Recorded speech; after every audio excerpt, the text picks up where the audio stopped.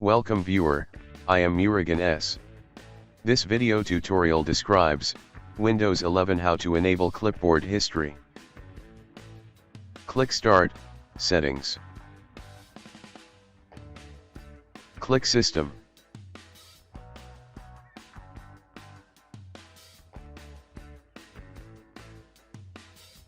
Click Clipboard.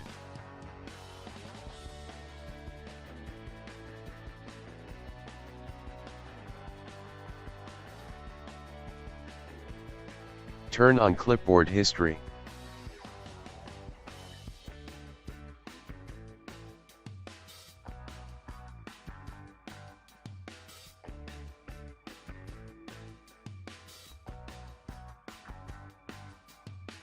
Press Windows and V keys. I hope this video tutorial helps to you. Please like, share and don't forget to subscribe my channel. Thank you very much. See you next video.